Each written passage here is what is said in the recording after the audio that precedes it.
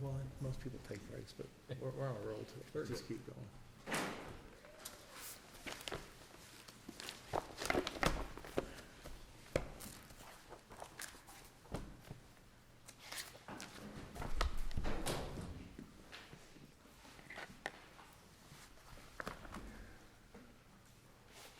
Okay, good morning.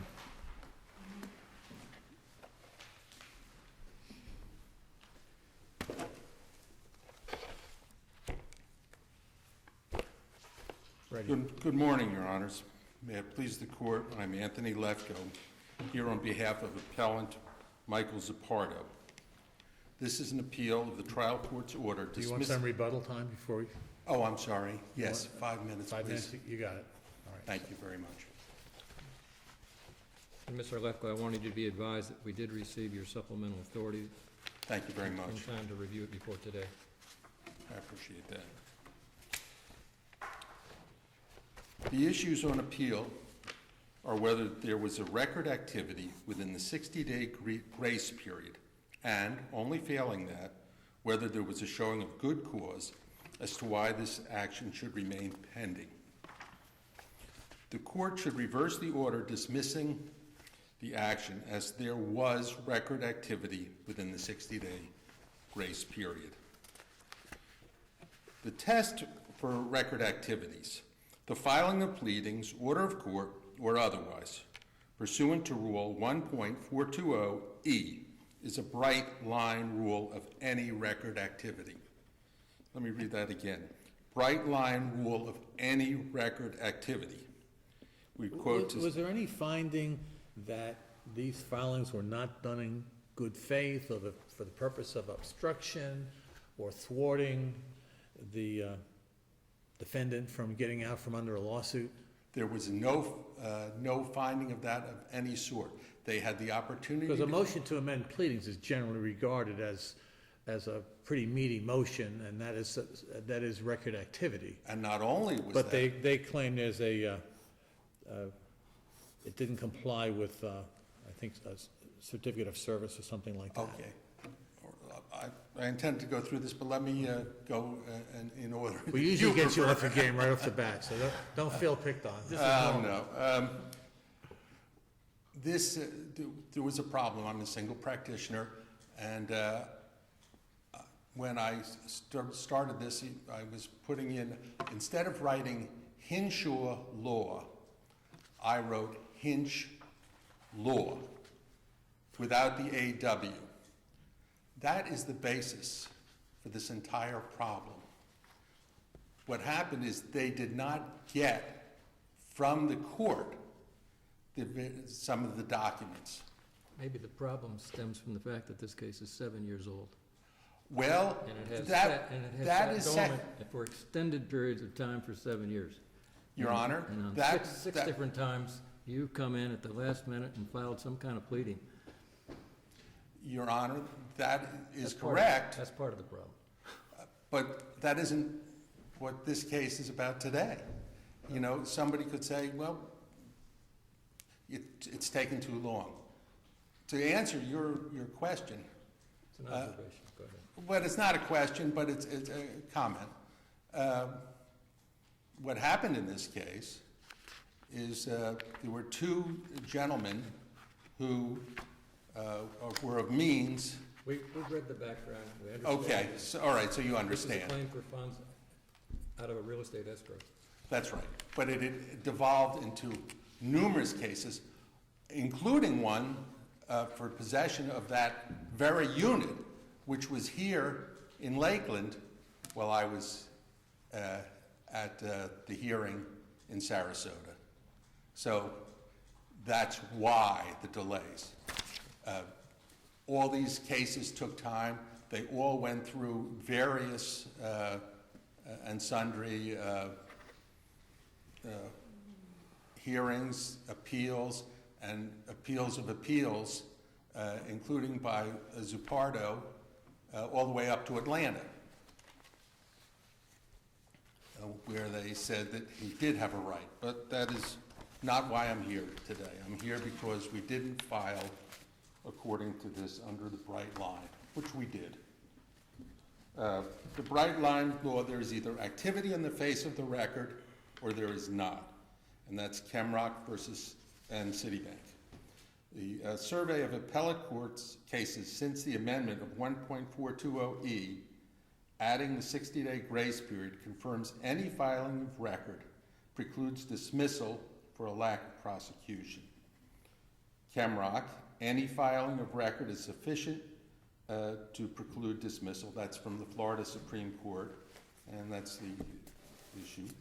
Then Citibank versus Koenigsberg, which is here, second DCA, a notice of lead counsel that directed all parties forward further pleadings, motions, correspondence, and other papers to the lead counsel constituted record activity.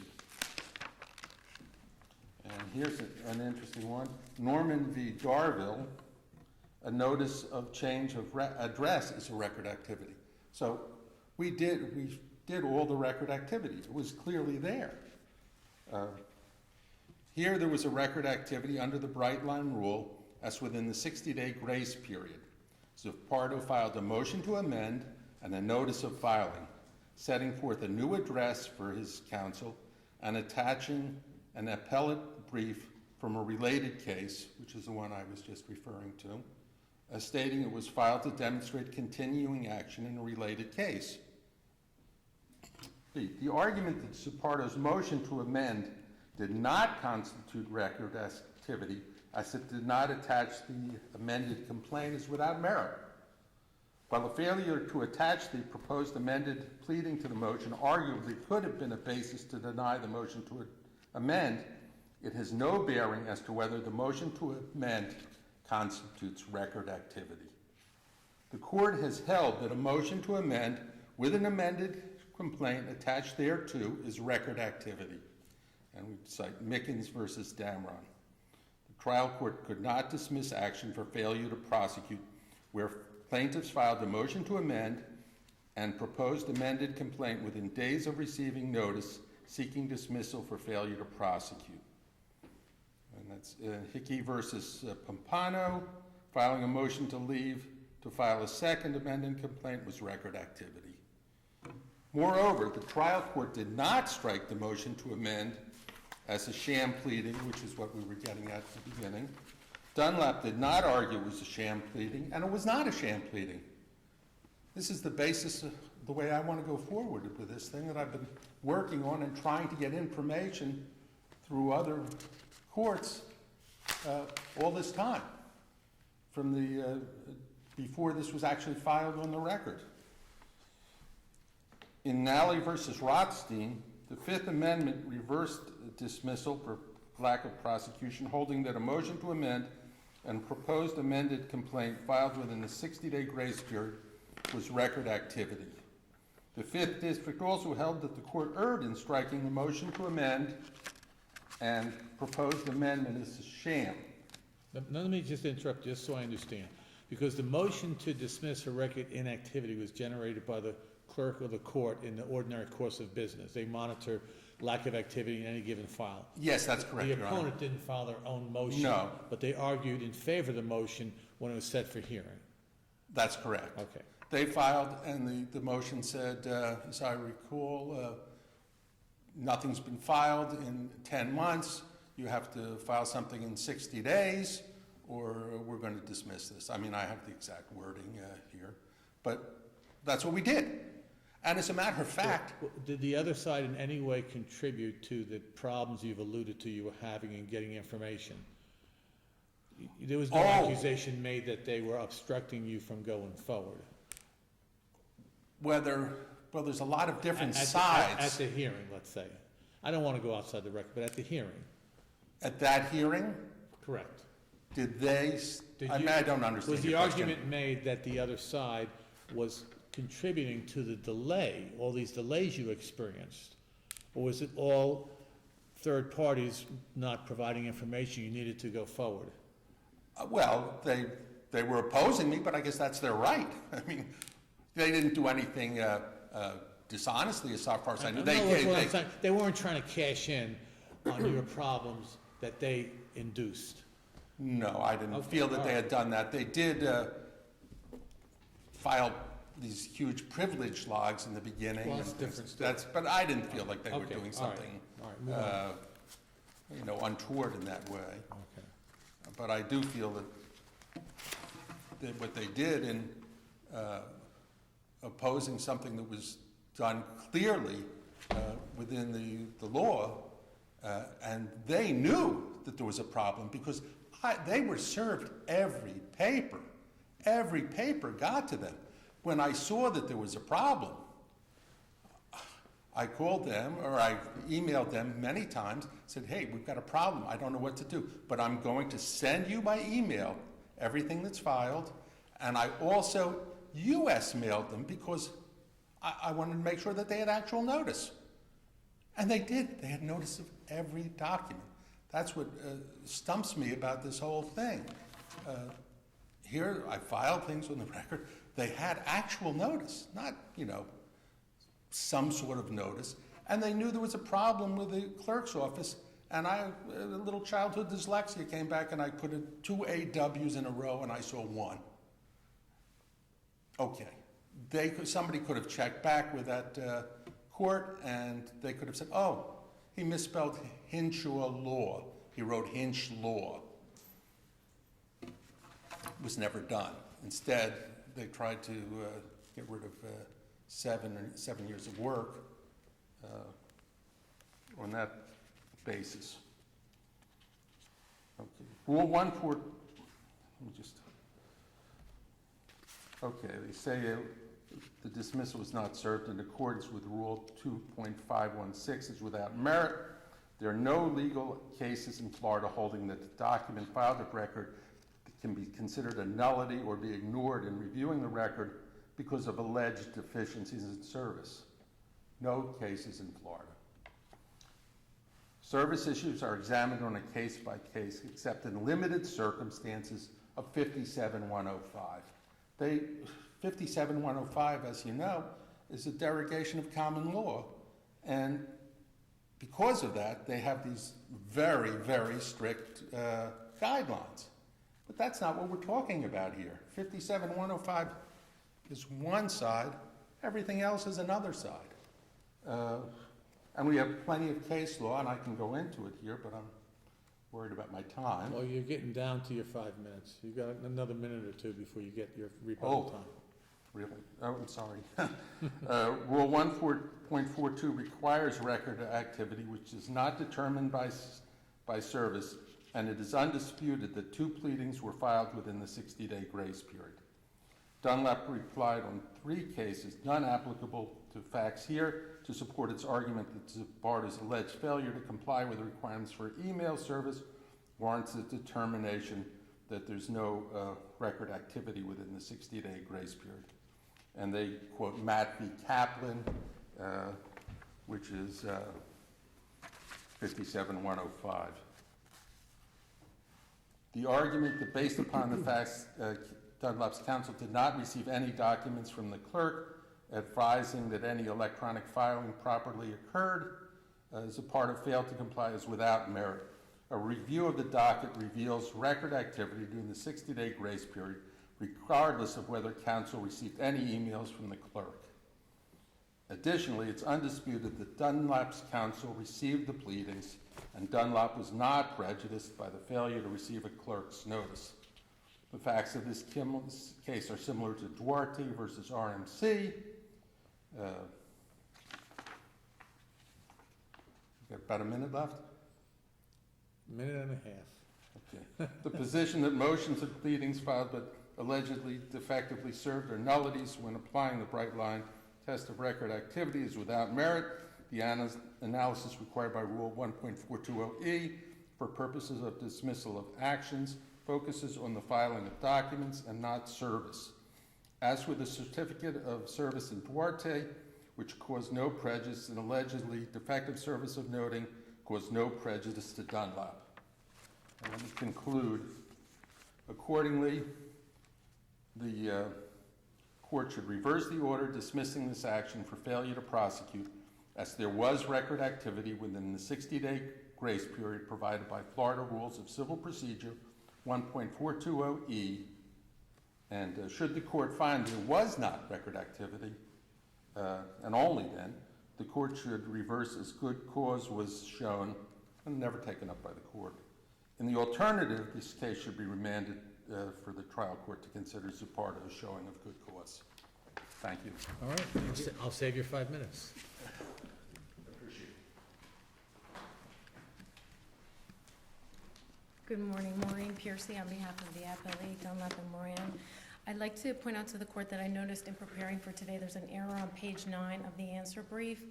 There was a certificate of service on the notice of, the October 9th notice of filing. It was at the end of the brief, and when I was preparing my brief, I thought it was the service for the actual brief that was being filed at the trial level, so that was my error, and I just wanted to be clear on that. I think So that means you could cut him some slack. As I think it's appropriate when I notice a mistake, I'm not going to try to hide that. The thing that I think we have to look at here is we have two rules, 1.420E, and we have the Judicial Administration Rule 2.516. They both are mandatory, they are both bright line rules, and they both require strict compliance. We don't have a case really discussing the interaction of those. There was a case Hernandez out of this court that addressed them, but the one attorney did not comply with 2.516, so the court said, you didn't comply with it, you cannot use that to avail yourself of it and avoid a dismissal. That's not the situation here. Here we have admitted noncompliance with the rule, and the explanation we get is there was an error, I understand that, but there was not compliance. And now what does the court do? You have two bright line rules, and if you look at the precedent where there have been errors in service under a 1.420 motion, the courts have erred where service was incorrect, that's what's deferred to. So what the appellant is asking here is that the court say, that's okay, we have this new rule, it's strict, it's a bright line, we're not going to follow it here, we're going to only follow 1.420E. And I don't see how you can do that without undermining the language of 2.516.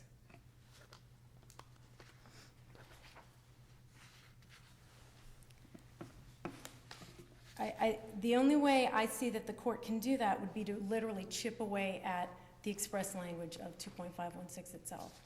It says must repeatedly in it, not may. The one case he cited where the court deferred to 1.420 was the CPI manufacturing. That was an extension of time, a discretionary action by the trial court.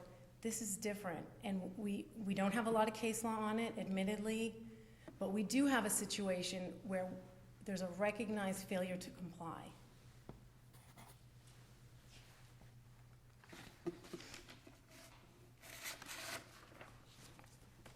One of the questions that Judge Valanci asked was whether the defendant was involved with the delay in the case, and there's nothing in this record to indicate that. I was not trial counsel for the defendant, but having reviewed the entire record, I do not see any basis to believe that the defendant had Was there any argument that the pleadings were filed for the purpose of delay or sham or obstruction, anything like that? There was some presentation. Because that's not in the judge's order. No, it's not, and I think there may have been a sentence or two perhaps in the opposition to the motion to set aside dismissal. I mean, it seems like a lengthy period of delay, 7.5 years, but without something more, I don't know that the time of the delay is something that really factors into this case. I think that you only get to that if you accept the dismissal itself, and then you go into, did he show good cause to set it aside? My position, of course, is that the dismissal was proper for failure to comply with the service rule, so that's when you get into the good cause argument. It then becomes the plaintiff's burden to come forward with some showing of good cause to set that aside. And the only thing that was presented was there's a reply brief in what is called a related case. I read through that reply brief. There was a mention of the Unit 19, which is the unit at issue here, but that was a foreclosure action, different defendants, different plaintiffs. Was the amended complaint ever filed, the proposed amended complaint? Because it wasn't attached to the motion to amend. It was not attached to the motion to amend. It was filed outside the 60-day grace period. I believe it was Okay. filed on November So if that was a 11th. deficit, it was rectified, then the question becomes, what's the effect of filing it outside the 60-day window? Correct, and I do not recall And the any case content of that addressing amended complaint was never argued one way or the other as being a sham. It was actually not argued as a sham, so we assume it was a good faith. Yes, I don't pleading. believe that there was an argument Okay, presented okay. on that to the trial court. As I said, there may have been a sentence somewhere about some of the information in that having been available, but no real argument presented on that issue.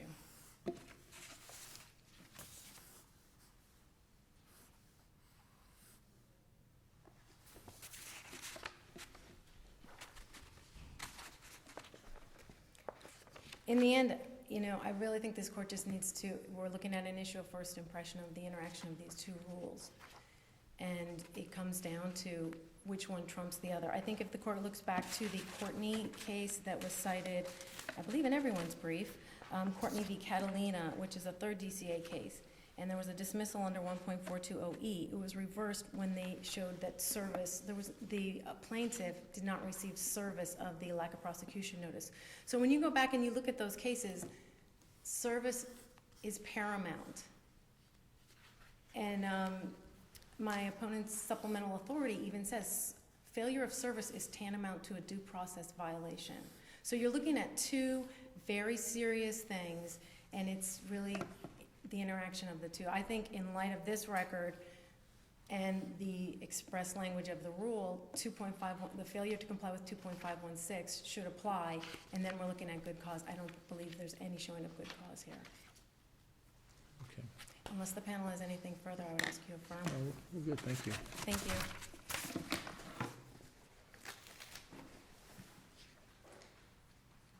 Okay, I've saved you 5 minutes. And I don't think I'll need them all, Your Honor, thank you. I just have a little review of Courtney versus Catalina, since we both have cited that. The issue was whether a notice of lack of prosecution was served properly. The court analyzed whether the defendant received the notice despite it having not been served in conformity with Rule 2.516. The court found it had not been served as there was no evidence that the defendant received the notice. That's quite different than in this case, where the defendant did receive the notice.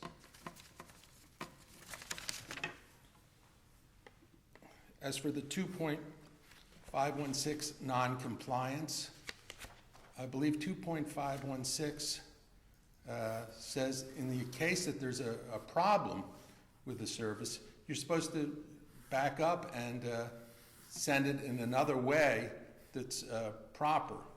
And so that's why, when there was a problem, we followed the rules as best we could and emailed to them directly and did U.S. mail. And as for the question of when did that motion get filed, I had them all ready to go on that last day, but I somehow, once again with a little electronic problems, didn't get it done, and I filed it the next morning. But the next morning was outside of the 60-day window. So following this through, everything we filed, notice was received, and there's a bright line rule, and that was in Chemrock.